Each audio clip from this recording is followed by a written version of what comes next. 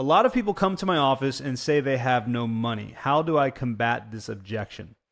Okay, so whenever someone says they don't have money, you've got to kind of dig in a little bit more, because you got to remember people will find money to avoid pain.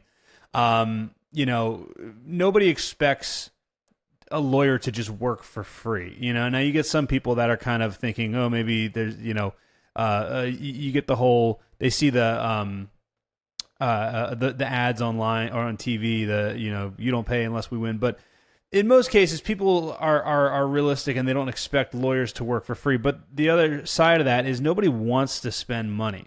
Typically legal bills are unexpected. You get arrested, you get served with divorce papers, whatever the issue is, it's not usually a happy scenario when you have to go see a lawyer. So it's typically unplanned, and they don't want to spend the money. I mean, it's several $1,000s that people don't necessarily want to spend or don't have, but people will find money if they, people will be able to find money. I remember there was one time an attorney basically somebody said we were on the phone with somebody, and somebody was saying they don't have the money to pay this attorney. So the attorney said, well, then you need to walk out to the mailbox and start filling out those pre-approved credit card offers, because this case is going on with or without you, and you're going to need an attorney. And they did it, and they got the money, So that's one of the biggest things, is that you really need to kind of talk to them and let them understand that if they want to continue to have money in the future, then they need to find the money for an attorney right now. So what do I mean by that? Well, let's say you're a DUI attorney. And if someone gets a DUI and gets convicted of a DUI, and they lose their license, now they can't drive to work, so now they lose their job, so now they can't pay their bills, so now they lose their house, and there's all these different scenarios where, they need to find the money for an attorney so they can continue to make money in the future. And you got to remember, people have access to money even if they don't have the cash for it.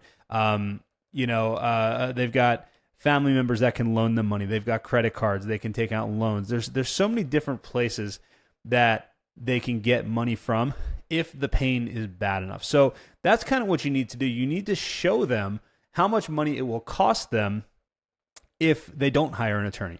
Now, there's another option. There's a program that we have access to that we actually just got access to. I don't even have all the information on it yet, but we're using it for some of our stuff.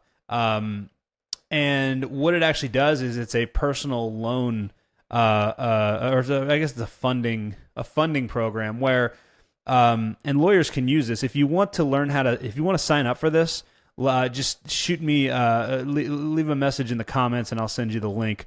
But basically what happens is it's pretty cool. They just fill out a short application. It's like 7 or 8 questions, and it shoots off an application to like 12 or 13 different personal loan companies.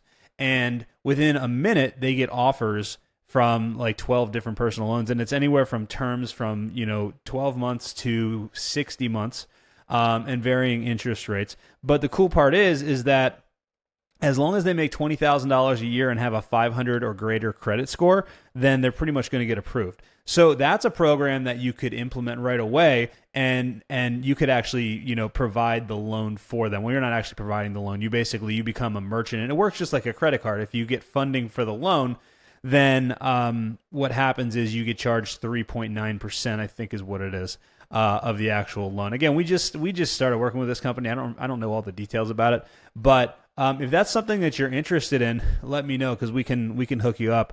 And that will also be a big objection killer to the I have no money. Well, do you make $20,000 a year and have a 500 credit score? We can set you up with this loan program so that you can get whatever this legal issue is taken care of. But that's the whole thing. You've got to remember that people have access to money. Most people have access to money. Most people have credit cards, personal loans, family members that'll loan them money. But nobody wants to spend money, so you got to show them why they have to. We actually, it's funny. Last thing I'll say about this: we have an attorney who does nursing license defense. So basically, what he does is he defends nurses who are about to have their licenses revoked. And we figured out that the average nurse loses about $400,000 over the course of her career by having her license revoked. That's a statistic we throw around all the time. So he says, look, it's going to cost you $4,000 to have me save your license, or you're going to lose your license and it's going to cost you $400,000 over the course of your career. Which one do you want?